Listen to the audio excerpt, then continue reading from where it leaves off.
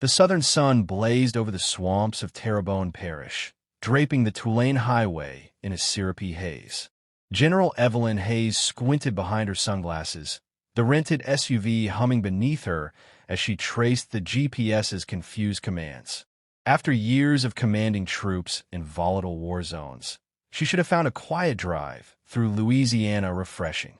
Instead, the winding roads and broken signals stirred something uneasy in her chest. The sudden burst of red and blue in the rearview shattered the illusion of calm.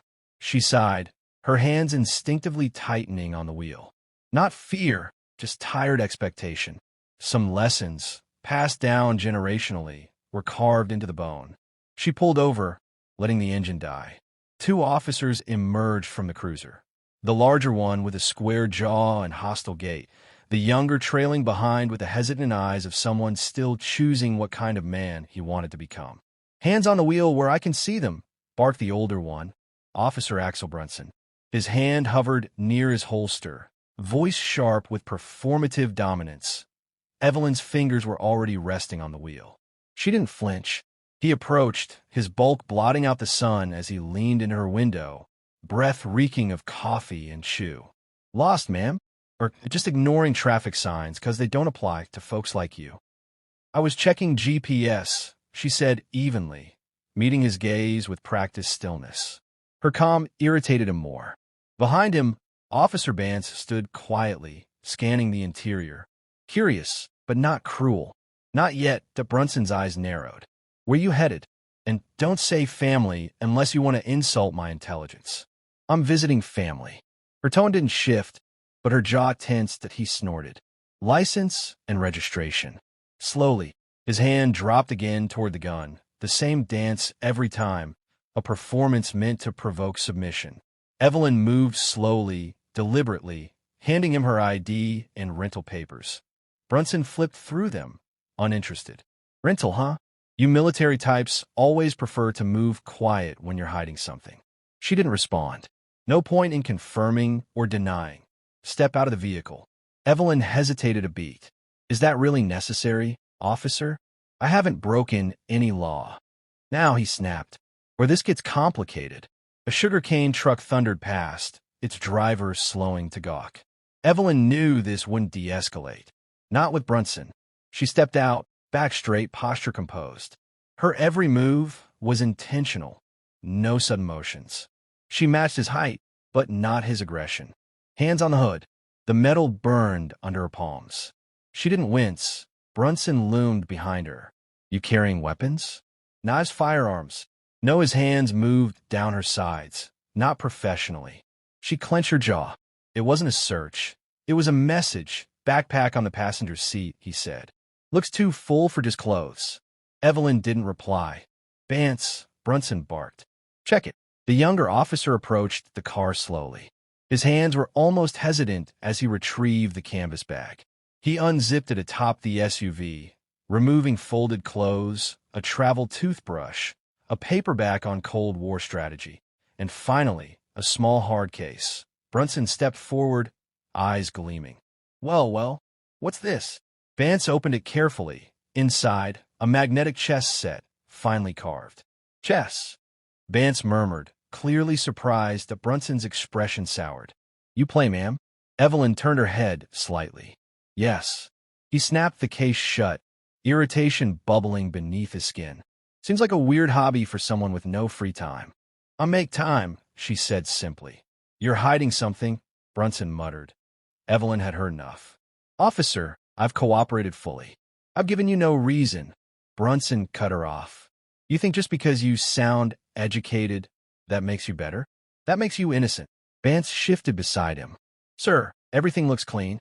"She hasn't." "Shut it," Brunson hissed. "She's hiding behind those damn credentials." He turned to Evelyn again. "What's in the back?" "Trunk's locked." "Just a duffel," she said. "Uniforms. I'm between deployments." His eyes narrowed further. "Open it." Evelyn hesitated. That duffel contained nothing illegal, just fatigues, boots, and medals. But she knew how this game was played. Once humiliation starts, it has to feed itself. "I'd rather not." "You'd rather not?" Brunson echoed, stepping closer, face red. Are we refusing now? From the corner of her eye, Evelyn saw Bance glance between them, jaw twitching. The younger officer's hand hovered near his radio. Sir, Bance began again. This time Evelyn looked at him. Directly. Calm. Steady. Officer Bance, I am General Evelyn Hayes, U.S. Army. I have identification confirming that. Would you like to verify it before this escalates further? Bance froze. Brunson, however, laughed. A single bark. A general? Right? And I'm the president. But Bance wasn't laughing. His eyes darted to the name on her ID. His mouth opened to speak when a second patrol unit pulled up behind them. And everything changed. Officer Bance, Evelyn said, her tone calm, yet commanding, stand down. Immediately, both Brunson and Bance froze. Evelyn shifted slightly in the back seat, her voice taking on the unmistakable cadence of authority. You're about to escalate a situation beyond your control. I am Colonel Evelyn Hayes, United States Army, active duty, on assignment, and under protection of federal jurisdiction. Your actions, as of now, are not only unlawful, they're dangerously close to obstruction and unlawful detention of a federal officer. Silence. The only sound were the chirping of cicadas and the faint hum of the patrol car's engine. Bance turned to Brunson, confusion and panic flickering across his face. Wait, Colonel. Brunson scoffed, though his confidence wavered. She's bluffing. Ain't no colonel driving alone in a rental out here. The older man beside the sugarcane truck stepped closer. No, son, she ain't bluffing. He looked through the window at Evelyn, then nodded slowly. I remember her father, General Hayes, fought alongside my cousin in Desert Storm. That woman back there has more integrity in her pinky finger than you'll ever wear on a badge. Brunson's bravado cracked for a split second. His jaw clenched, but his words were hollow now. I don't care if she's the president's niece. You should. Evelyn cut in, her tone sharper now. Because right now, your radio log and your body cam, if it's even on, are capturing a gross violation of protocol and civil rights. You stopped me without probable cause, searched me without a warrant, cuffed me without resisting, and denied me communication. That's 4 counts of misconduct already. Add witness intimidation if you dare touch that man or his truck. Bance slowly looked over his shoulder. Brunson, her story lines up. That badge around her neck in the bag, it's military. And her last name is Hayes. That's not just local important. That's federal. You're going soft now, too. Brunson snapped, but it came out shrill, desperate. The younger man in the work uniform stepped forward. You need to let her go, man. Right now, before this gets on the news. The headlights of a second vehicle lit the edge of the road. A dark SUV pulled up quietly behind the patrol car. 2 men stepped out, suits, no nonsense. The first one flashed a badge toward Brunson before speaking firmly. Special Agent Devereux, Federal Protective Service. We're here for Colonel Hayes. Brunson's face lost all color. You've got to be kidding me. The second agent, taller and even more imposing, walked around and opened the back door of the patrol car. Colonel, we apologize for the delay. We've been monitoring your GPS ping since you stopped transmitting. Please step out, ma'am. Evelyn nodded once, composed as ever, and Bance rushed to unlock the cuffs with trembling hands.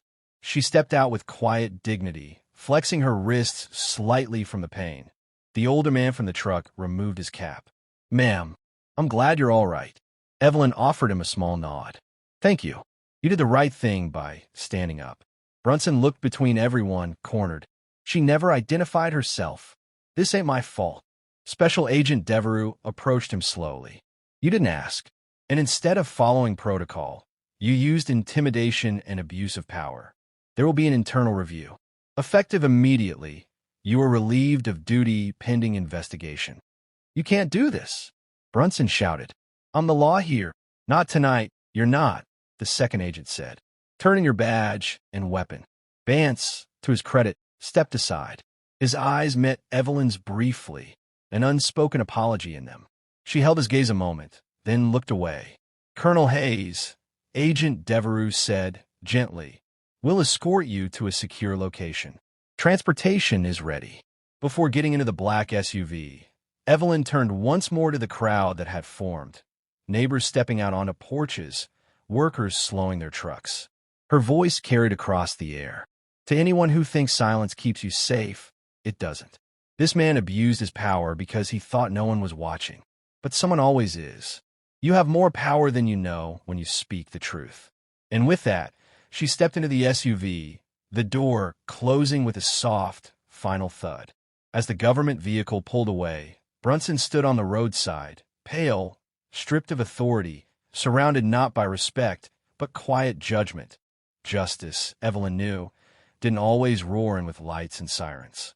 Sometimes, it came quietly, in the courage of a stranger who refused to look away.